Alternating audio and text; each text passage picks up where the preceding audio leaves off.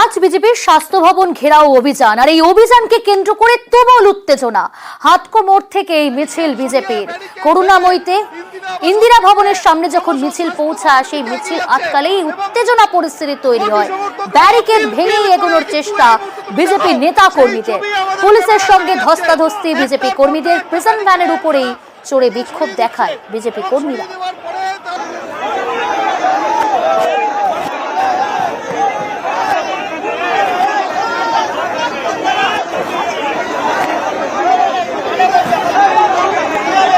এখানে যে ব্যারিকেড আছে কিছুই নেই, বিজেপি ফুরি নেই, পুলিশ উড়ে চলে যাবে। বিজেপির কর্মীদের এত ক্ষমতা আছে, কিন্তু বিজেপি সেটা করে না। বিজেপি গণতান্ত্রিক পদ্ধতিতে বিশ্বাস করে, কিন্তু পুলিশের কেন এত ভয়? কারণ মনে রাখবে, চোরের মহল সবসময় পুলিশ। ৭,০০০ লোক ব্যারিকেড ভেঙে ঢুকে গেল আরজি করের ভেতরে। কে ভ্যান্ডালাইজ করলো, ভেঙে দিল, ছুড়ে দিল? কারা ভাঙলো? তৃণমূল কংগ্রেসের কর্মীরা ঢুকেছে। আমাদের কাছে পরিষ্কার খবর আছে। এই যে স্বাস্থ্য ভবন, এই স্বাস্থ্য ভবন দুর্নীতির প্রতীক। এখন একের পর এক যে অভিযোগ উঠে আসছে। আটক করায় শুভেন্দু অধিকারী, শ্রমিক ভট্টাচার্যকে আটক করে পুলিশ। বিধাননগর পূর্ব থানায় শুভেন্দু অধিকারী, থানার ভিতরেই স্লোগান বিজেপি কর্মীদের। স্বাস্থ্য ভবন যান, স্বাস্থ্য ভবন যান, স্বাস্থ্য ভবন যান। অবৈধ শান্তিপূর্ণ আন্দোলন। ৫ জন দেখা করতে চাইছিলাম স্বাস্থ্য ভবনে, দিল না। টেনে হিচড়ে গাড়িতে তুললো, টেনে হিচড়ে হিড়ির করে এখানকার ডিসি। ঠিক আছে, এ লড়াই চলছে।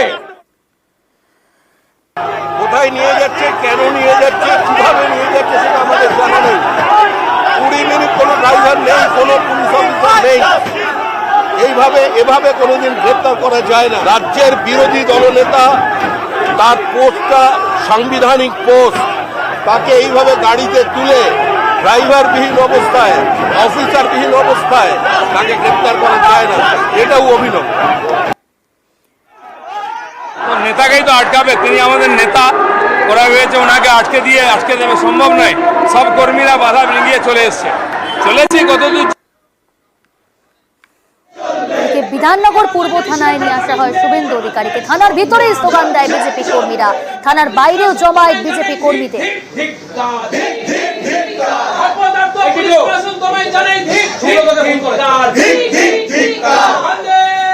এদিকে আগামীকাল থানা ঘেরাও কর্মসূচি বিজেপির। মাননীয় রাজ্য সভাপতি আগামীকাল এই পুলিশি বর্বরোচিত আচরণ এবং আমাদের স্বাস্থ্য ভবনে ঢুকতে বাধা দেওয়ার প্রতিবাদে রাজ্যের সমস্ত থানাতে বিজেপির পক্ষ থেকে থানায় বিক্ষোভ এবং ঘেরাও শান্তিপূর্ণভাবে করার জন্য নির্দেশ দিয়েছেন। শিলিগুড়িতে বিজেপির কর্মসূচিতে উত্তেজনা পরিস্থিতি। সিএমওএইচ এর দফতর ঘেরাওয়ে উত্তেজনা, পুলিশের সঙ্গে ধস্তাধস্তি বিজেপি কর্মীদের।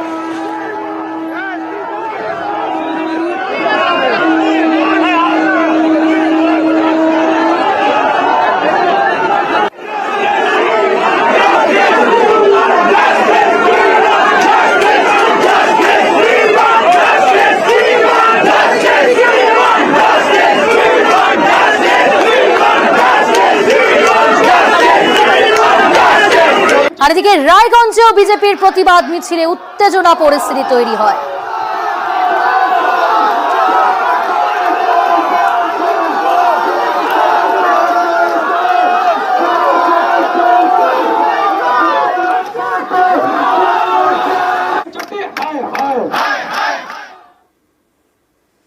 রাজ্যের মুখ্যমন্ত্রী মমতা বন্দ্যোপাধ্যায়ের বিরুদ্ধে মন্তব্যে বিতর্ক। বিজেপি বিধায়কের বিরুদ্ধেই থানায় নালিশ তৃণমূল কংগ্রেসের। বাঁকুড়ার ওন্দার বিজেপি বিধায়কের বিরুদ্ধে এফআইআর। গত মঙ্গলবার বিজেপির সভা থেকে মুখ্যমন্ত্রীকে আক্রমণ। অমরনাথ শাখার মন্তব্যের জেরেই থানায় নালিশ তৃণমূল কংগ্রেসের। এফআইআর এর পরেও নিজের অবস্থানে অনড় বিজেপি বিধায়ক। ওন্দা বিধানসভার বিধায়ক অমরনাথ শাখা প্রতিবাদ সভা করেছে ওন্দা চৌমাথায়। সেখানে আমাদের মাননীয় মুখ্যমন্ত্রী মমতা বন্দ্যোপাধ্যায় সম্পর্কে কুরুচিকর মন্তব্য করেছে এবং যে ভাষা ইউজ করেছেন যা অসাংবিধানিক এবং খুব আপত্তিকর। সেই প্রতিবাদে আমরা আজকে তার বিরুদ্ধে এফআইআর করলাম। আজ 12-13টা বছর ধরে পশ্চিমবাংলাকে এই ধরনের কুরুচিকর মন্তব্য করে বিভিন্নভাবে মানুষকে হেনস্থা করছে। কথাটা বলা হয়েছে, তাতে কোথাও অন্যায় বলে আমার মনে হয়নি। আইনের পথেই চলবে। থানায় অভিযোগ করেছে, আমরা আইনগত লড়াই করব। বিজেপির বিক্ষোভ মিছিল ঘিরে বিতর্ক। আরজি করে নির্যাতিতার ছবি দিয়ে পোস্টারে বিতর্ক। হিঙ্গলগঞ্জে বিজেপির মিছিলে পোস্টার বিতর্ক। অভিযোগ খতিয়ে দেখার আশ্বাস বিজেপির জেলা নেতৃত্বের। কোনো নির্যাতিতা বা ধর্ষিতার ছবি দিয়ে আন্দোলন করা সমীচীন নয় এবং এটা আদালতের একটা রায়ও আছে এবং নামই প্রকাশ করা যায় না। আমার মনে হয় তাদের রাজনৈতিক বোধ নেই, তারা আদালতের রায় সম্পর্কে ওয়াকিবহাল নয় এবং রাজনৈতিক সৌজন্যতাও নেই। গণ আন্দোলনের নামে শুধুমাত্র মানুষকে খেপিয়ে বাংলার বুকে একটা নৈরাজ্য সৃষ্টি করার চেষ্টা করছে। আমরা অবশ্যই এটা আইনের দ্বারস্থ হব। কোন মন্ডলে হয়েছে সেটাও জানতে হবে, সভাপতি জানে কিনা সেটা জানতে হবে। তাদের দরকার হলে সেই রকম বলতে হবে। এরকম একটা ঘটনা আমরা জানিই না, কিন্তু আমি এটা খোঁজ খবর নিচ্ছি। এটা অত্যন্ত ভুল, অন্যায়। চাঞ্চল্যকর। আদালত চত্বরে মাল গুদামে হ্যান্ড গ্রেনেড। কোচবিহার আদালতের মাল গুদাম থেকেই উদ্ধার। মাল গুদামে গাঁজা ভর্তি ব্যাগের মধ্যে হ্যান্ড গ্রেনেড। আদালত চত্বরে বিন্নাগুড়ি সেনা ক্যাম্পের টিম পৌঁছায়।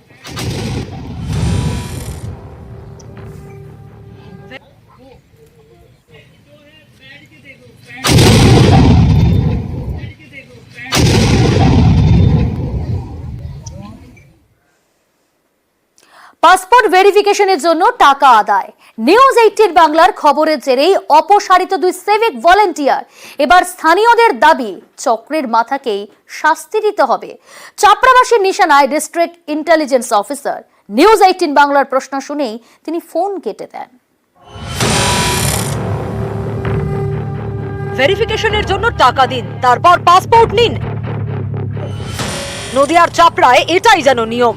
সম্প্রতি ঘুষ নেওয়ার এই ছবি ভাইরাল হয়। তাতে দেখা যায় ঘুষ নিচ্ছেন চাপড়া থানার 2 সিভিক ভলেন্টিয়ার, লিন্টন মল্লিক এবং উজ্জ্বল শেখ। 16ই আগস্ট এই খবর দেখায় নিউজ 18 বাংলা। তারপরেই তৎপর হয় কৃষ্ণনগর পুলিশ জেলা। কাজ থেকে সরিয়ে দেওয়া হয় 2 সিভিক ভলেন্টিয়ারকে। কিন্তু অনেকেরই প্রশ্ন, এর পিছনে শুধুই কি 2 সিভিক ভলেন্টিয়ার, নাকি পিছনে রয়েছে বড় মাথা? স্থানীয়দের দাবি এর পিছনে রয়েছেন ডিআইবিতে কর্মরত পুলিশ অফিসার ভবেন্দু ঘোষ। তার নির্দেশেই ঘুষ আদায় করতেন 2 সিভিক ভলেন্টিয়ার। চিরকুটে নাকি রোমান হরফে লেখা থাকতো কোড। সেই মতো ঘুষের টাকা নিতেন লিন্টন মল্লিক এবং উজ্জ্বল শেখ।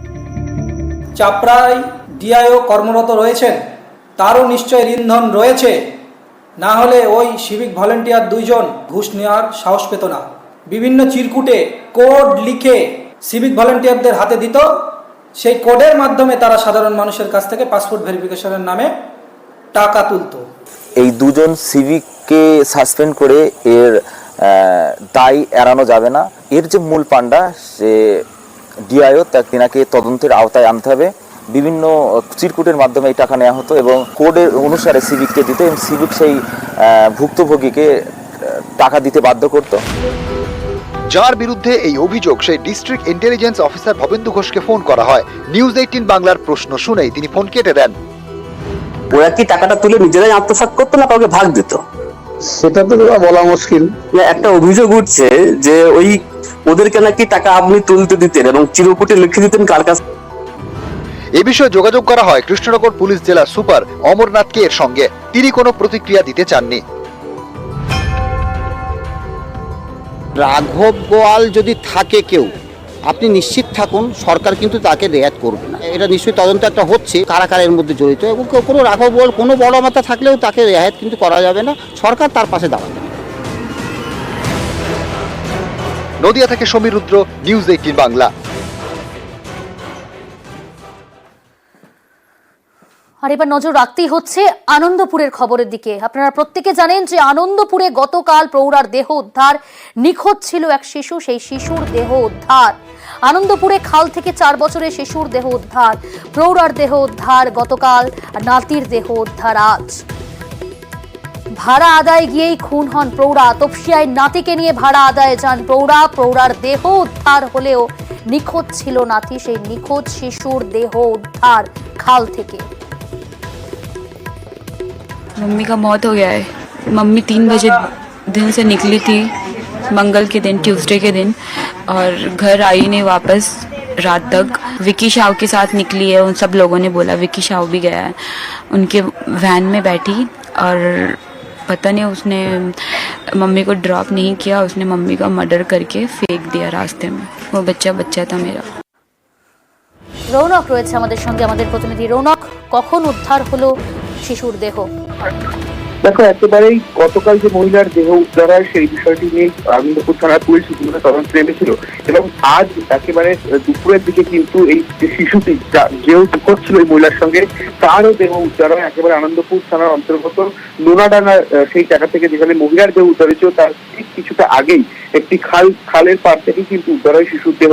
ইতিমধ্যে আনন্দপুর থানার পুলিশ এই ঘটনাটি পুরো তদন্ত করছে, একজনকে ইতিমধ্যে গ্রেফতারও করা হয়েছে এবং কি বিষয়কে কেন্দ্র করে তার মোটিভ কি ছিল এই রকম হত্যা করার এই বিষয়টি কিন্তু ইতিমধ্যে তদন্ত করছে এবং ময়না তদন্তের জন্য সেই যে শিশুর দেহ ইতিমধ্যে পাঠানো হয়েছে। এবং গতকালকে যে ঘটনা, যখন মহিলার দেহ উদ্ধার হয় তারপরে কিন্তু সেই মহিলার খোঁজ চালায় আনন্দপুর থানা পুলিশ। পরবর্তীকালে তার নাম এবং ঠিকানা পাওয়া যায়, সেই সূত্র ধরেই জানা যায় যে শুধু সেই মহিলার নয়, মহিলার সঙ্গে তার যে নাতি রয়েছে তিনিও নিখোঁজ ছিল এবং তার যে দেহ আজ সকাল দুপুরবেলা নাগাদ কিন্তু আনন্দপুর থানার অন্তর্গত নোনাডাঙ্গার আশেপাশের যে খাল রয়েছে সেখান থেকে উদ্ধার করা হয়। ময়নাতদন্তের জন্য ইতিমধ্যে দেহ পাঠানো হয়েছে। বেশ কিছু জায়গায় যেটা জানা যাচ্ছে পুলিশ সূত্রের পর যে ক্ষতর চিহ্ন রয়েছে, থুতনি থেকে শুরু করে নাকের কাছেও কিন্তু সেই শিশুর ক্ষতর চিহ্ন রয়েছে। একটা অনুমান করা যাচ্ছে যে শ্বাসরোধ করে কিন্তু তাদেরকে হত্যা করা হয়েছে এবং তারপরই প্রথমে যে মহিলার দেহ গতকাল সকালবেলা নাগাদ একবারে ভোরবেলায় প্রাতঃভ্রমণকারীরা দেখে নোনাডাঙ্গা এলাকায় কিন্তু ফেলে দিয়ে দেওয়া হয় এবং আজ খাল থেকে ঠিক কিছুটা দূরেই, প্রায় 50 থেকে 100 মিটার দূরেই খাল থেকে কিন্তু সেই শিশুর দেহ উদ্ধার হয়েছে। এর পেছনে আরো কারা জড়িত, মোটিভ কি ছিল, পুরো ঘটনাটি কিন্তু ইতিমধ্যে আনন্দপুর থানার পুলিশ খতিয়ে দেখছে। প্রিয়াঙ্কা, বেশ। আনন্দপুরে নিখোঁজ শিশুর দেহ উদ্ধার। আনন্দপুরে খাল থেকে 4 বছরের শিশুর দেহ উদ্ধার করলো পুলিশ। তপসিয়ায় নাতিকে নিয়েই ভাড়া আদায়ে যান প্রৌঢ়া। গতকালই প্রৌঢ়ার দেহ উদ্ধার আর আজ 4 বছরের শিশু সেই নাতির দেহ উদ্ধার হয়েছে।